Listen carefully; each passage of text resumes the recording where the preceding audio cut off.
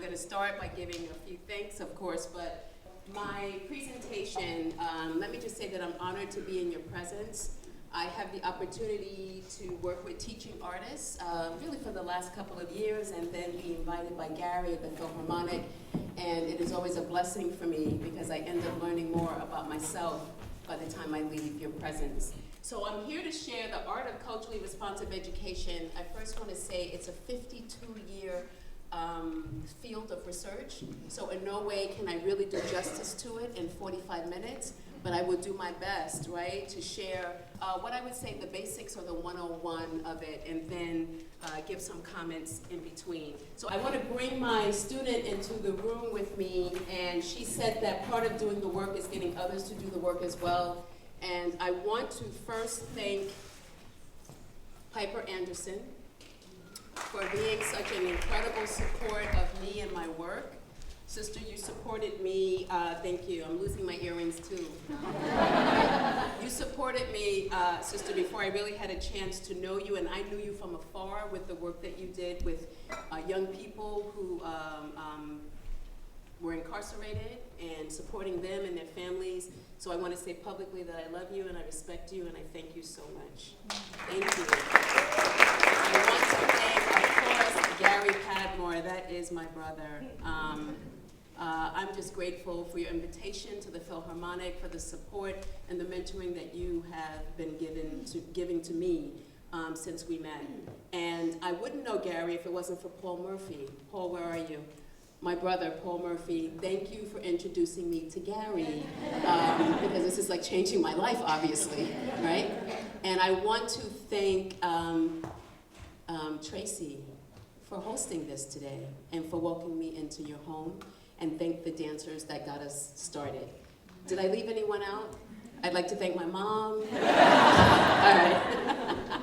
Y'all get me, this is good. I want to bring who I call affectionately Uncle Jimmy. If you've had any PD with me before, you know that I bring Uncle Jimmy, James Baldwin, into the room. I often bring Queen Toni Morrison, who's now an ancestor as well. And I want to encourage you with this quote where James Baldwin said, "Not everything that is faced can be changed, but nothing can be changed unless it is faced." And let that be the spirit when we begin to talk about issues of what is culturally responsive education, what does it mean to talk about race, racism, white supremacy, hegemony, all of these terms, right, that we know are at the schools when we get there because they're in society. And so I ask that you submit to his wisdom this morning and throughout your day. A very quick definition for culture. There are multiple definitions for culture. This is one that I offer to you.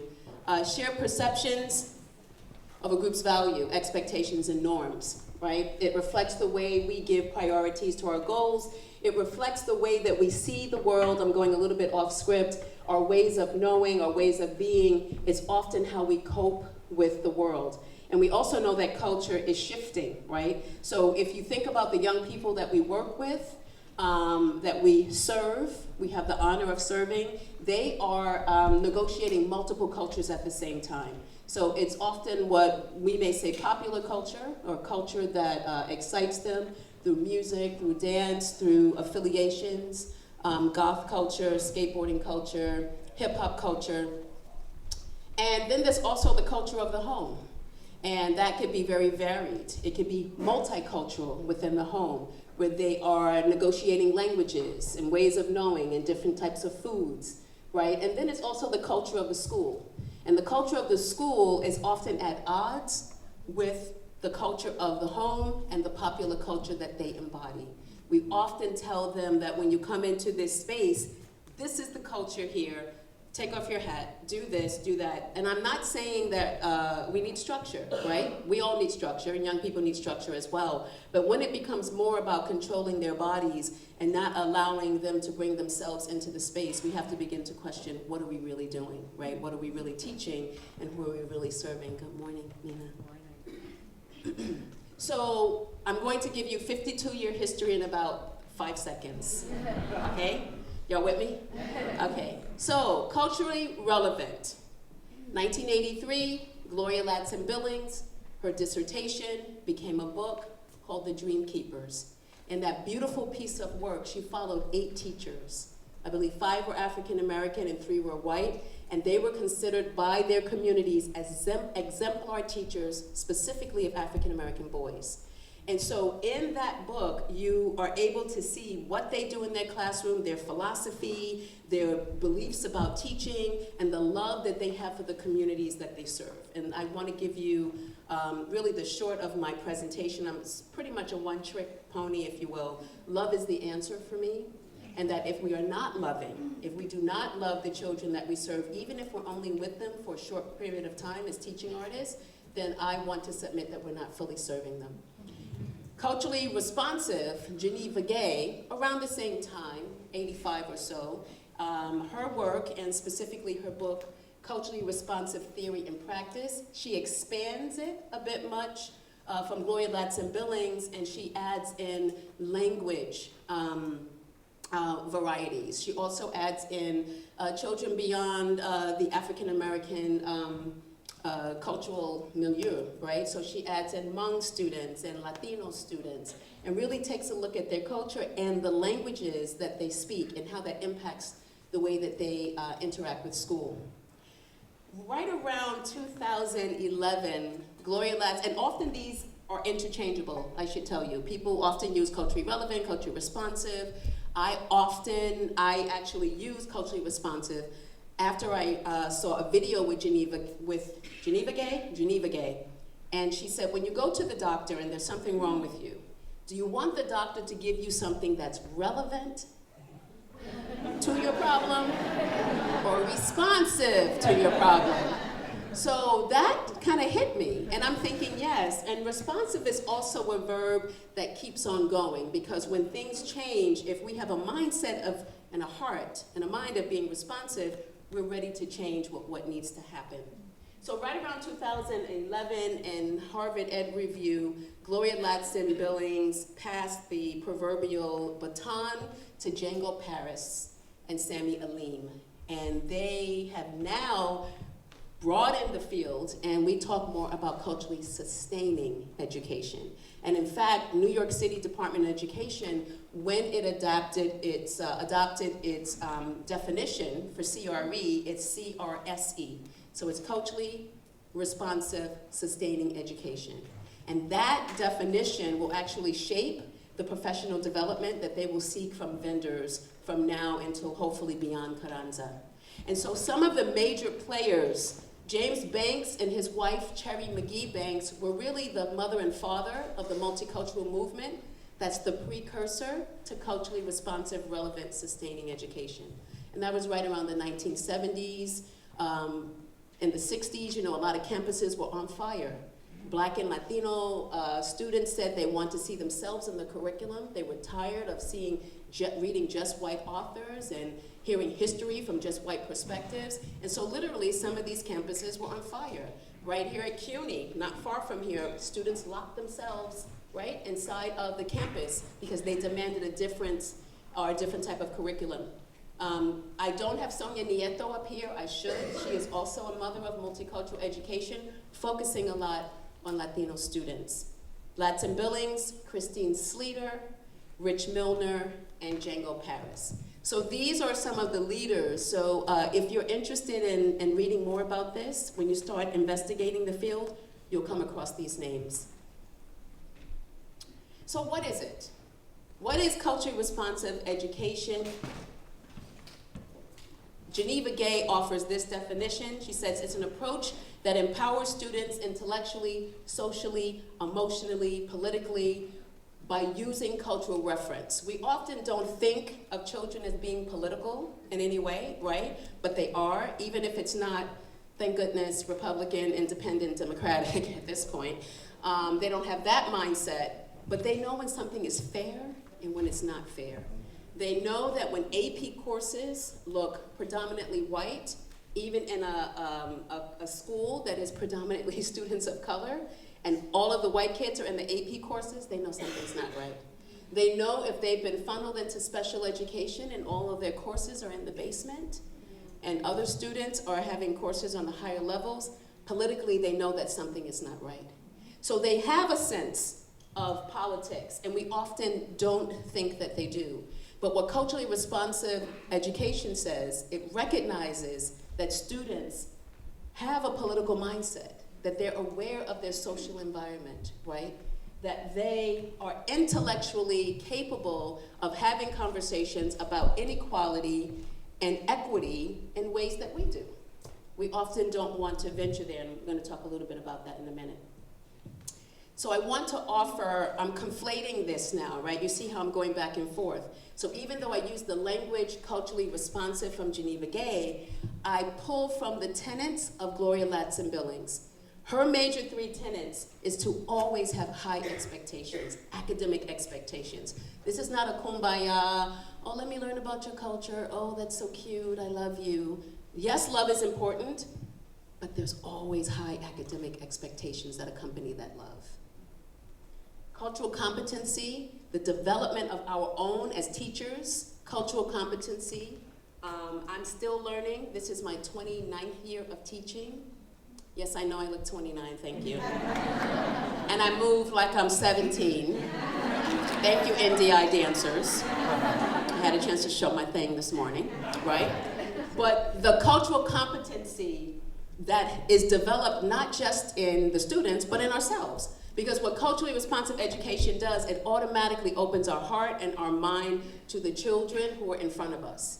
And so if you're teaching Latino, if you're teaching Vietnamese and Japanese students, you cannot just have one perspective. You have to be able to bring in different musics, different poems, different ways of knowing that reflect the cultures that are in front of you. And you have to invite them to bring it into the classroom. And believe me, they can do this at a very, very, very young age.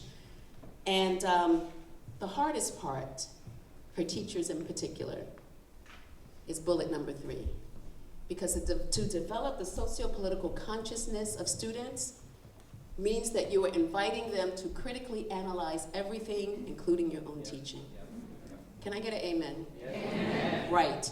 And so we are often not comfortable with that because we really don't like critique. We are of a society that everybody gets an A, everybody's wonderful, everybody's beautiful, and what's that land in Lord of the Flies?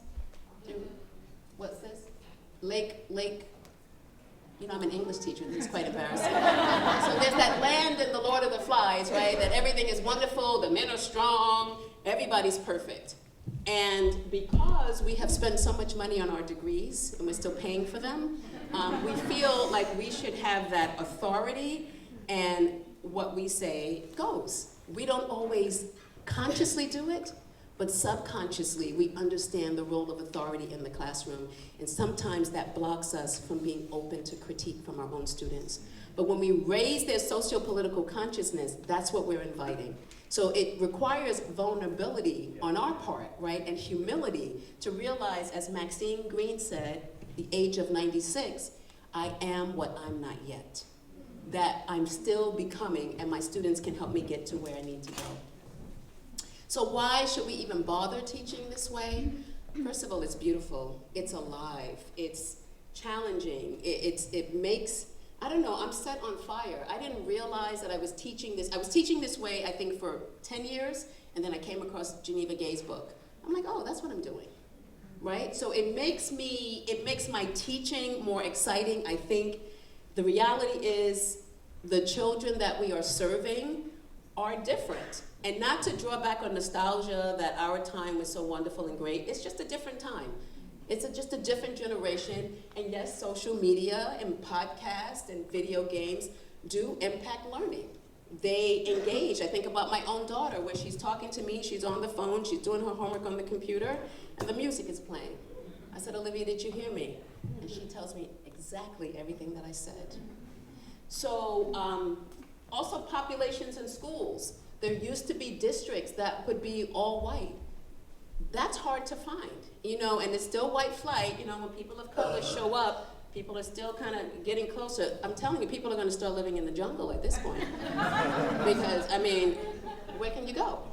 So populations of communities are beginning to be more and more integrated in terms of multicultural, multilingual ways of knowing and being. And so schools have to shift. The way we do things, the way we think, has to shift so that we can be open and not accommodating, respectful of our students' backgrounds.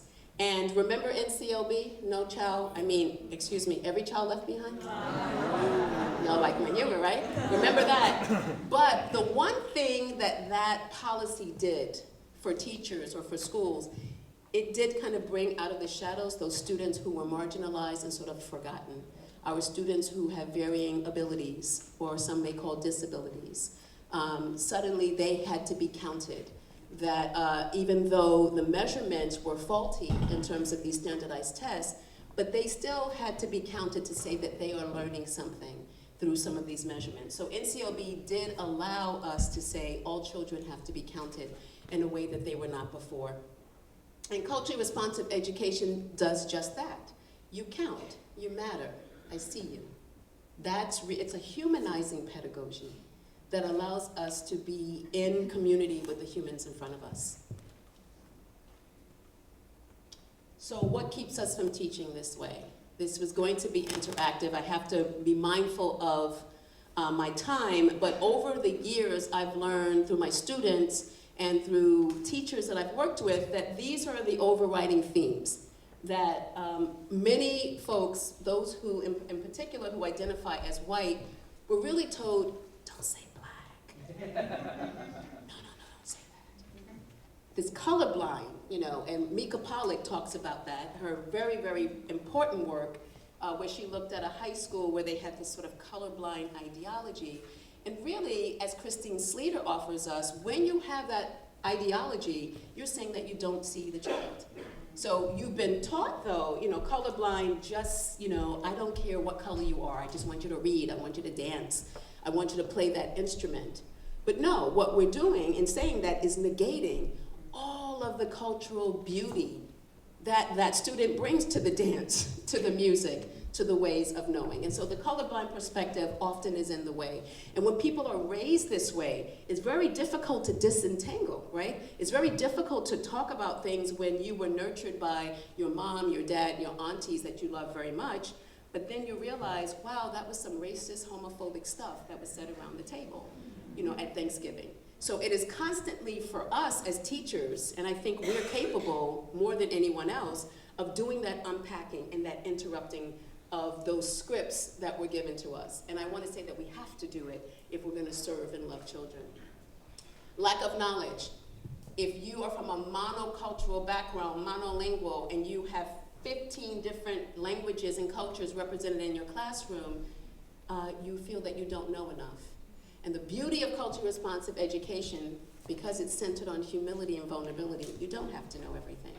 But what you do know how to do is to be able to relate to the children in front of you, to open up that space where they can bring in their knowledge, and that knowledge then becomes shared knowledge. So the lack of knowledge often scares people away, just feeling overwhelmed. Teachers are experiencing burnout like never before. I think most professions are. And there's this company called Medscape. In 2017, they came out with a study looking at the United States, all across the United States. From 42 to 53%, all across the nation, people are experiencing burnout. And when you experience burnout, you feel disaffected, you feel disconnected from your job, you feel disconnected from the people in your life. And teachers, which is why I respect and love them so much, we are really in the thick of it, because as we're experiencing our own burnout, we are also holding space for children whose parents are experiencing burnout, and they bring all that energy to the classroom. And oftentimes, if they're the young babies, they may not know how to express it, so it might come out in crying, it may come out in fits, it may come out in disconnecting, right? And so we're the repository in some ways, which is why we must practice empathy, humility. Piper, thank you for saying empathy. And this is why I respect teachers, because our profession, an artist, James Baldwin and Maya Angelou said that artists will save the world. And it's true. So we do have this special superpower. I'm calling myself an artist because I'm going to tell you all about my book of poetry at the end. And I have a QR code so you can order it because I'm a professional. Right? But I've been writing poetry for 30 years, but only with this book, which is a project of liberation, I took on the title of poet. But when you have a special gift that you can engage people in the movement of their bodies or playing an instrument or challenging their mind, a lot of responsibility comes with that. And we need to have a network outside so that as we serve, we have people who can hold us, because it will require more of us. And culturally responsive education asks you to do that. And then of course there's guilt. And this goes both ways. I want to speak a moment to the people of color in the room who are teaching children of color. And those of us who've kind of, let's say, made it up the salary scale, although we know that we never get paid enough. But when our children are in the struggle, and the thing about culturally responsive education, you're opening up space for social emotional windows. So when they trust you, they will tell you things. So teachers are often very overwhelmed with feeling like they have things that their students do not. And that's where you need, again, not just humility, but memory. So for those folks, white folks who grew up poor, people of color who grew up poor, remember what it was like for you. Remember the importance of education for you. Remember what that art did for you. And if it was good enough for you to help you to where you are, then it's good enough for the children that you serve. And to really think not about a saving mentality, but about you're teaching them something that can help open up something for themselves, even in the moment that they don't realize it. But that's our job. That's our work, right? And so oftentimes teachers get overwhelmed with guilt, because outside of writing a check every week for the kid, what are you going to do? And remember this, all things are impermanent and temporary. But I say that at the same time, recognizing that last year was the commemoration of 400 years of inequality in this country, which was 4 centuries of the dehumanization project. So that seems to be constant, but people have still risen in so many ways. We're still here. I'm going to quickly share this with you. I'm going to point to the bottom. This is a framework that I'm working on. So what I discovered about 4 years ago, maybe 5, that before people can really take up culturally responsive education, they have to do the self-work. Because then it just becomes a PD session, right? It just becomes a series of professional development. If the heart and the head are not aligned, if you've not done the work to where issues of racism and prejudice and classism and homophobia and Islamophobia and other phobias and isms live within you, and you don't excavate that, it will constantly show up. It will constantly show up, because why? It's already in the air. We're breathing it. So what I've been teaching myself and others is trying to operationalize this framework. And I'm only going to focus on this because in no way is this Maslow's hierarchy of needs, right? That it has to go up this way, which, by the way, Maslow created that model from indigenous folks. And actually the model from the indigenous folks is inverted, right? Where spirit and well-being is at the top. In any case, we have to have a profound ethical commitment to caring for the communities we work in. And even if we're just there for 6 months or 3 months or 2 weeks, we're just dropping in and dropping out as teaching artists, there still must be a profound ethical commitment to loving the children that you're with during that time. And love looks like openness, it looks like respect, it looks like, we know what love looks like. We know when it's tainted, which is what my book is all about.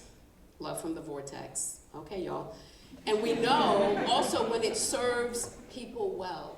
But there must be a love, not just for our profession and what we teach, but for the children that we're serving. And at another time, I can talk about other things: critical humility, critical reflection, historical literacy. How much do you know about the communities that you're serving in? Not just, first of all, you have to have an understanding of the history of this country, right?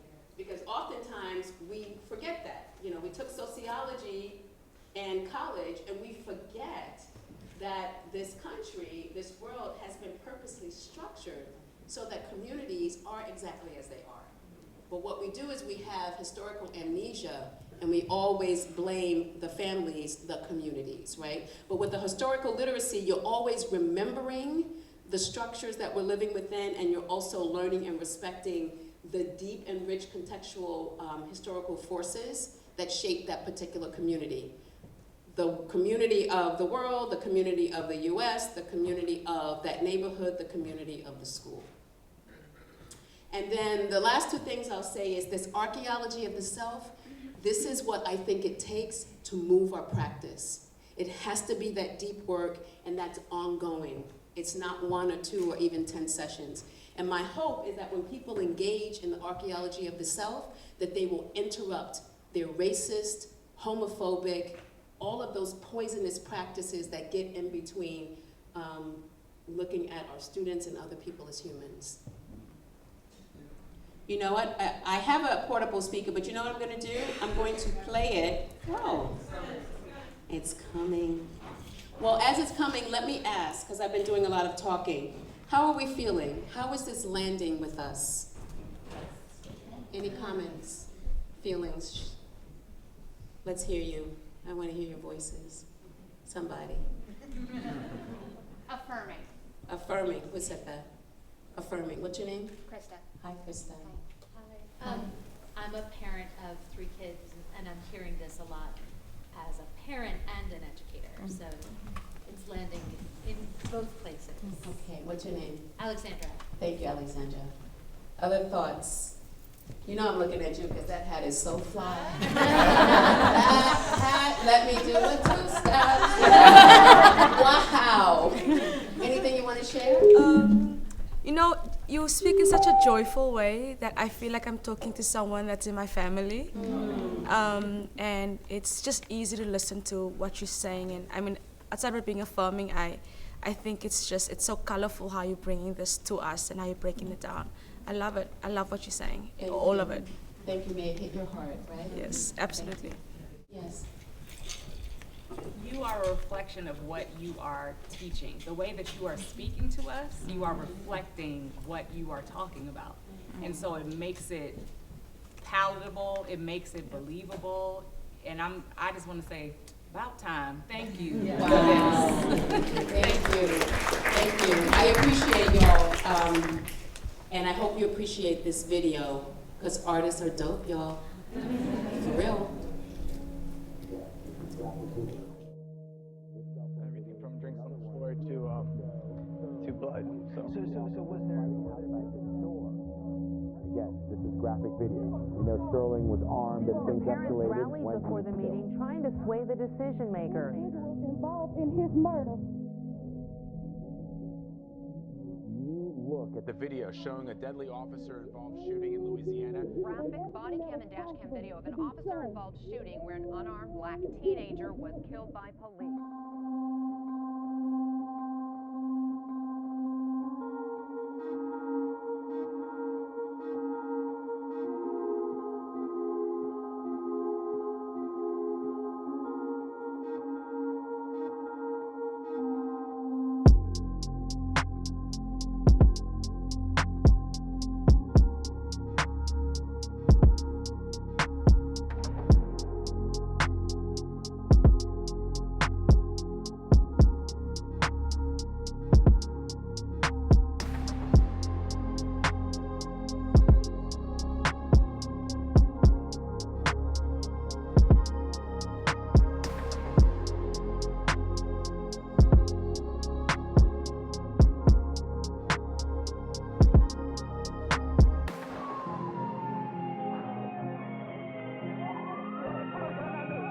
What exactly preceded the use of deadly force?